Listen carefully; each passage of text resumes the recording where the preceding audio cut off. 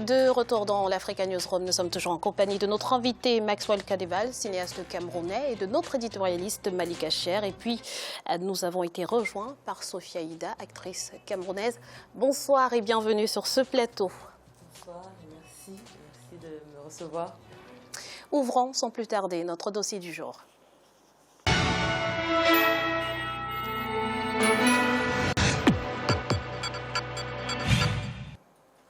La création cinématographique et son industrie ont tissé des liens d'interdépendance depuis les origines, l'un ne pouvant durablement exister sans l'autre.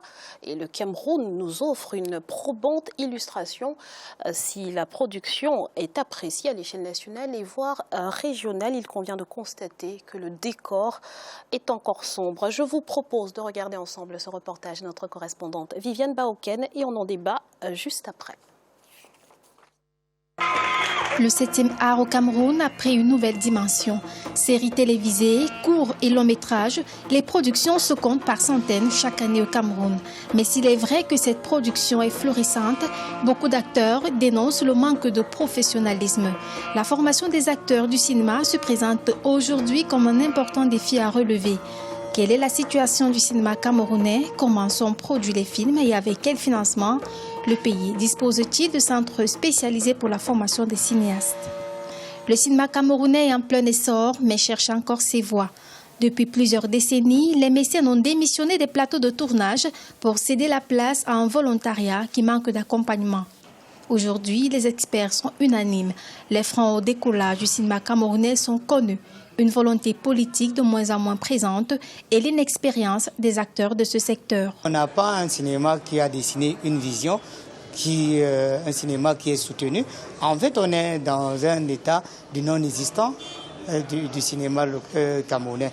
Et il y a malheureusement beaucoup de volonté de la jeunesse, mais cette volonté s'estompe parce qu'il n'y a pas une véritable politique d'accompagnement. Donc c'est une espèce d'agonie en permanence, même si elle peut contraster avec la volonté de quelques opérateurs et des jeunes professionnels. Lorsque les salles de cinéma ont fermé, il y a eu cette cassure-là qui fait que les gens sont rentrés dans autre type de distraction.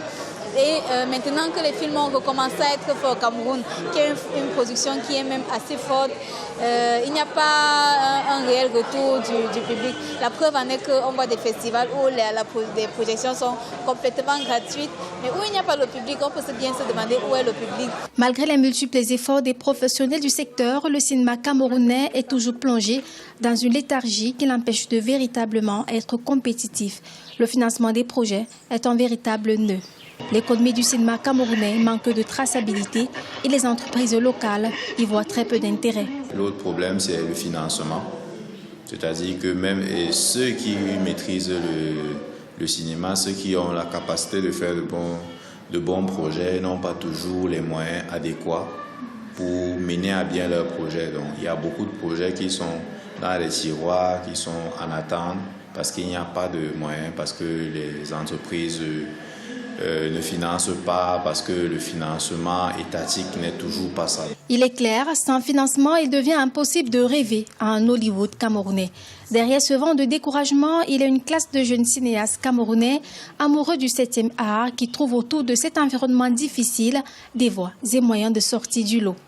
L'on se souvient il y a quelques années du concept « Cinéma au prix d'une bière » mis en place par le réalisateur camerounais Thierry Ntamak. Les fonds récoltés ont permis la production de son long métrage « Le Blanc de Yenga » dans ses tomes 1 et 2, entre autres. Et donc j'ai créé le cinéma au prix d'une bière. On a donc fait Sur la route de Nantes qui a gagné pas mal de prix à Montréal, à Ouaga, spécial du jury au FESPACO. On a fait Le Blanc de Yenga, le 1, le 2, effectivement. Film qui a été très populaire. L'absence des salles de cinéma est souvent évoquée parmi les problèmes du cinéma camerounais. Mais pour les observateurs, le volet formation doit être très vite pris au sérieux. Le cinéma, ce n'est pas instauré dans les programmes scolaires comme on voit ailleurs, ce qui, à un moment donné, ne peut pas donner une émulation aux gens, au public, parce que les gens ne connaissent pas ce que c'est, les gens ne savent pas qu'on peut venir s'émouvoir en regardant un film, même si l'entrée est payante. Et puis l'entrée même n'est pas le prix le ticket d'entrée n'est pas aussi cher que ça. 1000 francs pour regarder 2-3 films par jour, moi je trouve que c'est du cadeau. Donc il faudrait qu'à un moment donné, le gouvernement prenne certaines responsabilités. C'est-à-dire, quand je parle de responsabilité, je parle d'introduire le cinéma dans les programmes scolaires. Ceci déjà pour émuler les jeunes générations, les enfants, pour leur donner déjà cette culture cinématographique-là. En restant sur le volet formation, certains acteurs font observer que des amateurs envahissent de plus en plus ce secteur et contribuent à terner l'image de cet art que beaucoup tendent à sauvegarder. À la clôture des 20 ans du festival Écran Noir, le verdict était tout à fait révélateur de cette situation. Le jury, à l'unanimité, a décidé de ne récompenser aucun long-métrage camerounais. Ça a été d'abord un choc. Un choc parce que pour moi, le cinéma qu'on pratique, on est des ambassadeurs. Et de là avoir un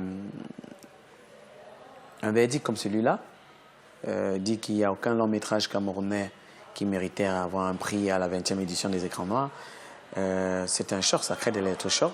On se pose des questions, on se dit mais qu'est-ce qui ne va pas? Surtout qu'il y en avait 6. Est-ce que tous les 6 sont nuls? Est-ce qu'il n'y avait vraiment pas un film qui méritait au moins avoir un prix, qui se démarquait des 6 autres? Et si on passe sur le principe que pour avoir les 6 films, on a dû en éliminer beaucoup d'autres, et à quoi ressemblaient les autres qui n'ont même pas eu la chance d'être dans la programmation? Donc vous voyez, quand vous pensez à ça comme ça donne la chair de poule. Évidemment, moi j'ai été très très gêné, j'ai été très très très choqué, parce qu'on n'a pas ce prix-là. Il y va de la visibilité du pays. Et également, c'est une tâche aussi que nous, en tant que jeunes auteurs, on commence à trimballer avec nous. Ça rentre dans l'histoire. L'histoire d'un cinéma qui se vit aussi bien dans les cœurs que dans les salles de projection. Et cette histoire, les voisins du Nigeria l'ont bien comprise. L'industrie du divertissement nigérien, avec notamment Nollywood, a participé à hauteur de 8,7% à la croissance du Nigeria au cours de l'année 2014, avec 1500 à 1800 films produits. Cet élan positif a été perpétré au sud-ouest du Cameroun, avec des productions de bonne qualité selon les critiques. Aujourd'hui, la main des cinéphiles, des réalisateurs, des auteurs et des acteurs à travers tout le Cameroun reste tendue. Sur l'industrie cinématographique au Cameroun. Aujourd'hui, je pense que l'industrie cinématographique au Cameroun grandit, notamment par le travail que les réalisateurs font. Il y a beaucoup de réalisateurs qui étaient peut-être basés à l'étranger, qui ont décidé de rentrer sur place et de travailler et de former des acteurs locaux. Donc il grandit, mais malheureusement, il y a encore beaucoup à faire. Il y a encore beaucoup à faire en termes de structure, de formation, mais on va quelque part, je pense. Maxwell, justement, en tant que cinéaste, quelles sont les difficultés auxquelles sont confrontés ce secteur cinématographique au Cameroun? Pour moi, la première difficulté, en fait, est de déjà bien comprendre qu'être réalisateur, comédien ou scénariste au Cameroun, c'est un métier. On est toujours confronté à des visions où on a l'impression que c'est des gens qui perdent leur temps, qui n'ont rien à faire et tout ça. Et du coup, on ne les prend pas au sérieux. Les réalisateurs, enfin, le secteur cinématographique est un métier à part entière et c'est une industrie qu'il faut structurer. Et pour la structurer, il faut que tout le monde comprenne bien que ces gens-là font un travail important et c'est un travail. C'est pas un passe-temps, c'est pas une passion. Je pense que c'est le premier problème en fait auquel il faut déjà faire comprendre les gens. Outre cela, Malik, il y a des problèmes forcément de financement, de formation également. Bien sûr. Ce qui est regrettable, c'est qu'au Cameroun, si on analyse un peu l'histoire de l'industrie cinématographique au Cameroun, c'est que vous aviez au départ un véritable appui de l'État. C'est-à-dire qu'il y avait un financement de l'État pour permettre la réalisation de films. Il y avait cette initiative-là, cette volonté politique de faire du cinéma camerounais un cinéma local, mais un cinéma qui puisse s'exporter aussi vers l'étranger. Alors il y a eu cette baisse drastique des financements et puis le cinéma camerounais a connu des turbulences. Ce qu'il faut noter, c'est que ça a été dit par nos deux invités, c'est qu'il y a quand même des Camerounais qui notamment ceux qui sont à l'étranger, qui n'oublient pas le Cameroun. Et souvent, la diaspora camerounaise est très active. On avait déjà reçu un réalisateur ici sur ce plateau qui participait justement à l'élaboration de scénarios, de films au Cameroun. Et je pense que c'est aussi par cette diaspora que le film camerounais pourra renaître de ses cendres, parce qu'il y a des problématiques extraordinaires à élaborer, des problèmes de société, mais aussi, je dirais, mettre en avant aussi les atouts du Cameroun, parce que le film, ce n'est pas justement juste révéler les drames ou les tragédies du quotidien des pays africains, c'est aussi révéler la richesse culturelle du Cameroun. Dernièrement, je me suis intéressé un peu à un film qui a été justement diffusé aux États-Unis, qui a très bien marché, qui s'appelle Waka, et qui a eu de très très bonnes critiques de la part du public américain. Donc c'est possible justement de sensibiliser les étrangers, à savoir les Américains, les Européens, les Asiatiques, sur finalement ce qu'est le Cameroun aujourd'hui, ses objectifs, ses défis. Alors, on a parlé des problèmes, des difficultés auxquelles sont confrontés les cinéastes. Sophie, en tant qu'acteur, actrice, quelles sont les difficultés auxquelles vous devez faire face dans l'exercice de votre métier? Alors, en tant qu'actrice, je pense que ce serait vraiment au niveau, en premier, des financements des projets, parce que des fois, on peut être approché pour des projets, mais malheureusement, on ne peut pas en vivre. Et à la fin de la journée, être actrice, c'est un métier. Et on peut faire du bénévolat, entre guillemets, on peut faire des projets parce qu'on a un coup de cœur, mais quand on commence à travailler sur des longs métrages, qu'il faut faire 1 mois, 2 mois de tournage, c'est prendre du temps dans sa journée, dans son mois, à mettre de côté pour un projet particulier. Et s'il n'y a pas de rémunération, comment est-ce qu'on fait pour payer les loyers? Comment est-ce qu'on fait pour manger? Et à côté de ça, il y a aussi... Je pense aussi, comme je disais tout à l'heure, un manque de formation pour les acteurs ou ceux qui aimeraient exercer ce métier d'acteur ou d'actrice, parce que il y a des talents naturels, mais il n'y a pas de formation. Et malheureusement, le talent, c'est bien, mais il faut une formation, il faut une expérience pratique. Il y a peut-être aussi les opportunités. Est-ce que le Cameroun, finalement, produit suffisamment pour offrir plus d'opportunités aux acteurs? Moi, je pense que le Cameroun produit. Maintenant, le Cameroun produit plus dans le côté anglophone. Voilà. Donc, les régions de Boya, Limbe, Bamenda ont beaucoup de productions, que ce soit des séries télé, des courts-métrages, des longs-métrages. Et ils ont des projections. Par exemple, hier, je pense, hier après-midi ou aujourd'hui, je ne sais plus, il y a une projection d'un court-métrage qui s'appelle Tia, This is Africa, par un jeune rappeur de cette région du sud du Cameroun, qui vient de Belgique, qui est rentré, qui a décidé de faire bouger en fait cette diaspora, enfin cette jeunesse camerounaise, en créant donc ce mouvement qui s'appelle This is Africa. Ils ont fait une projection dans un centre commercial à Boya avec une salle de cinéma. Donc il y a quand même des choses qui se font, je pense. Alors Maxwell, en tant que cinéaste, comment pouvez-vous donc à votre niveau contribuer à l'essor, au dynamisme de ce secteur au Cameroun? Je pense que la première chose déjà, c'est... moi, je suis à l'étranger. La première chose, c'est comme a dit Sophie, c'est de pouvoir en fait retourner avec ce qu'on a appris à l'extérieur, la vision qu'on a du cinéma.